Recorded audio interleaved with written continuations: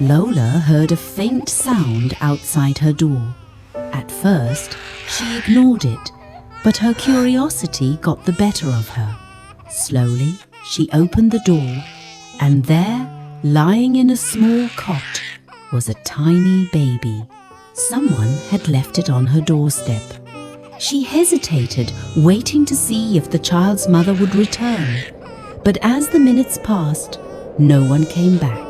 The baby whimpered softly, its face scrunched in pain. Lola considered closing the door and leaving it there, but something held her back. The child looked helpless. Against her better judgment, she brought the baby inside. At first, she only intended to keep it for a while, to see if someone would claim it. But as the days went by, Lola found herself drawn to the baby's needs. There was something oddly comforting about caring for it. She fed it, cradled it, and tended to it with more devotion than she realized. Soon, she began to forget that the baby wasn't hers. She took it everywhere, felt the warmth of its presence, and found herself unable to part with it. They became inseparable. Yet, as the baby grew, so did its demands.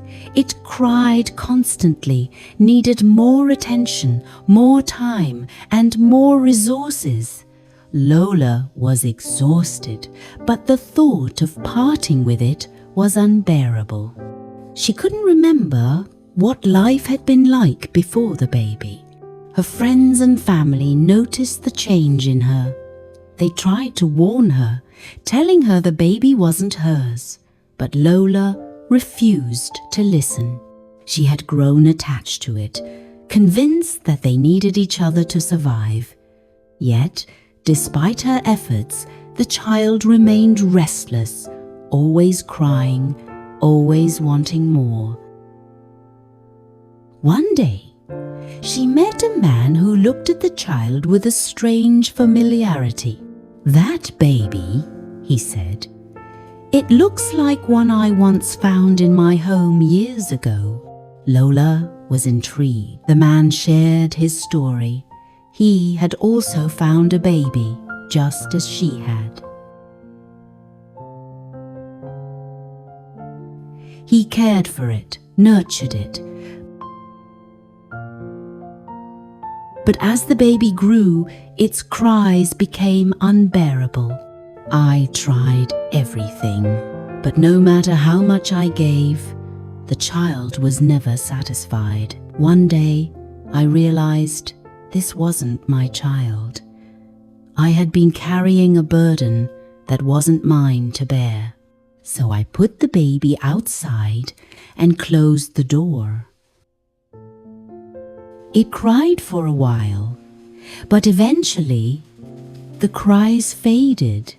When I opened the door again, the child was gone, and with it, the weight that had been suffocating me.